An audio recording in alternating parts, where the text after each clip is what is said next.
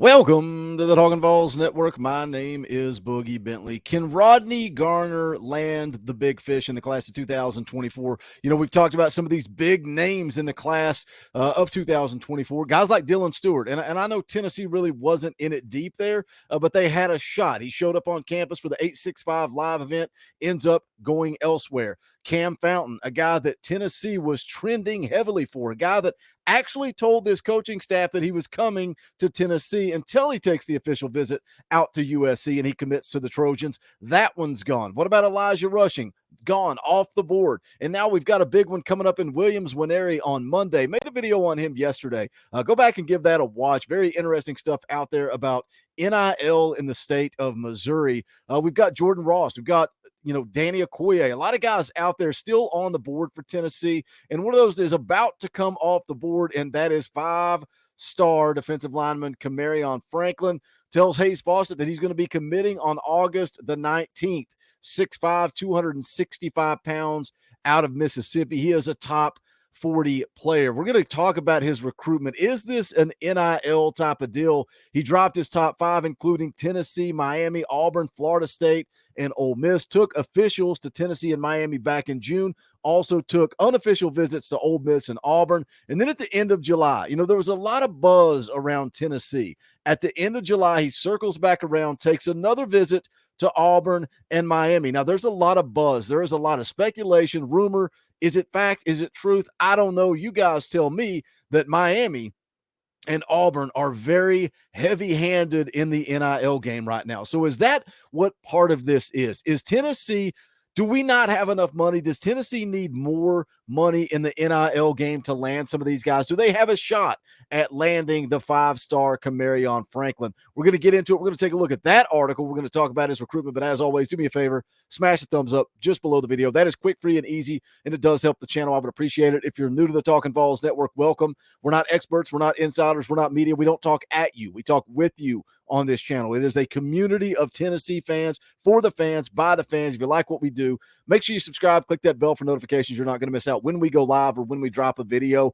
Monday, we got the big live stream commitment of Williams-Winery. Going to be covering that live on the channel. Typically play NCAA on Monday nights at 6:30 p.m. Eastern time, and we're going live every single Wednesday right now, 7 p.m. Eastern time, talking all things fall camp. But let's get into it. Let's talk about Camarion Franklin. You can see the profile on the screen there. 247 Sports has him as a five-star. Rivals has him as a five-star. The On3 industry rankings have him as a four-star, but still top 40 player, comes in 37th nationally, top 10 defensive lineman, and the number one player out of the state of Mississippi. Now, I saw a cool article on On3 that had a couple of strengths and also a weakness for Camarion Franklin. Said for the strengths, he has a top-tier frame for a defensive lineman in today's college football. His athleticism is better than his power for now, but he will be used to play more five technique as he grows into his body. Think of his Nick Coe type of frame, elite length, room to add weight consistently without losing a step, and natural power and leverage to go with it. Another strength, he's an elite pass rusher from the interior, has potential to be a really good pass rusher as an end, has advanced hands and pass rush moves at this point. Bottom line, he simply knows how to get off the blocks and get to the quarterback. Now, one area for improvement, and I don't really mind this because I talked about it yesterday when we were talking about Jordan Seaton, the offensive tackle, having a little bit of dog in him. Said area for improvement, he is like a shark that smells blood in the water. He wants to get to the quarterback and will risk technique at times to do so.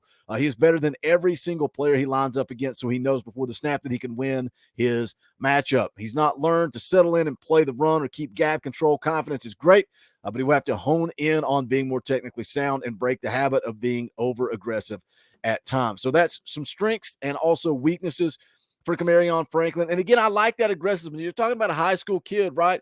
You get him on campus, let Coach G coach him up, and that's when you start to dial in that technique. So I don't fault that. I don't mind reading that in those pros and cons. But let's take a look at the article. Where is Camarion Franklin trending to? Where is he going to end up? This is an article from On3, Hayes Fawcett, that was linked in the tweet that went out announcing the decision date. Again, he's going to announce his college decision on August the 19th. He's down to the following teams: Tennessee, Miami, Auburn, Florida State, and Ole Miss. Let's see what he had to say about the finalists. He talks about Tennessee, says they have a really good fan base, like my relationship with Coach Heupel and Coach G. Coach Garner is known for being a great coach and putting guys in the league. Do you guys think that Rodney Garner hates NIL? Because I think a lot of these defensive linemen, I think the reason they show that interest in Tennessee, guys like Dylan Stewart showing up. Yeah, again, I don't think Tennessee ever really got in it deep there, but Elijah Rushing, some of these guys, Jordan Ross, Cam Fountain, I think they realize and they understand what Coach Garner can do for their career. But then you talk about money, and I have no idea about Camarion Franklin's background, his upbringing, his family situation. Some of these guys need money. They see dollar signs and they want it now rather than later. And again, we talk about Spire Sports Group. There's a link in the description below where you can get involved in NIL. We need more people involved in the NIL game. When you look at the number, the members of the volunteer club, it's not high enough. It's not. I mean, our fan base is huge, but I think the average fan probably doesn't even realize what Spire Sports Group is yet. But you talk about these and you've got limited funds, right? And it's been said, and I don't know how accurate it is, that this coaching staff, Spire Sports Group, those guys don't want to overspend on players. And I get it. But at some point, you're going to have to land some of these big defensive linemen. I've talked about it to death the last couple of days. Recruiting the defensive line is not where it needs to be in the class of 24. Now, Rodney Garner's done a great job since he got on campus. David Hobbs, Joshua Josephs, James Pierce. He has landed a lot of top ranked talent on that defensive line, and I think we're going to be okay. But you look at the class of 24, and it feels like Tennessee gets in there. Tennessee wins with the relationships. Tennessee wins with the culture. Coming off an 11-win season, the hype is there. The buzz is back. Tennessee is back. But then it comes down to that final hour, and again, the two teams that seem to be trending for Camarion Franklin are Auburn and Miami. And those are the two teams that everybody says is willing to drop that bag to these players and win in the final hour when it comes to NIL. What are your thoughts on that? Drop it in the comment section. Let me know what you think. Here's the quote, what he thinks about Miami. Says he's visited a couple of times this year. Enjoyed every time I've been there. I also like the opportunity to play for a Hall of Famer. On Auburn, says they came in late in my recruitment, even with the new staff. They have shown me how much of a priority I am and earned their way to the top 5. Coach Garrett and I have a great relationship, so that plays a good part too. Showing him how much of a priority he is. How is that? Is that by words or is that by dollars? Again, speculation. Just my opinion. I don't know. Florida State, FSU has been in the running for a long time, and they kept showing how much of a priority I am since day one. Ole Miss, they, of course, have been recruiting me since day one, since I was a 10th grader. They've been showing me that I'm wanted and needed. Coach Joyner and I have a good relationship. I think Coach Golding being there is good for them and that defense. So that's his quotes on each team in the top 5. Chad Simmons put out an update. This says the buzz has been around Auburn. I've written this before, but they've come on strong and gained some momentum. They've made up a lot of ground over the summer and on some other programs, and they received the last visit on Monday before the dead period kicked in. That went extremely well. Tennessee has some buzz as well. Been there numerous times, and they're definitely a favorite school. Again, it goes back to NIL. The buzz is around Tennessee, the relationships at Tennessee, the culture at Tennessee. But what is it that he likes about Miami? What is it that he likes about Auburn? Goes on to say Miami's another school in the mix. Had him on campus right before the Auburn visit. Ole Miss has been in this for a long time, and you can't totally count them out. But Auburn is the school with the most buzz right now, with the commitment date being set.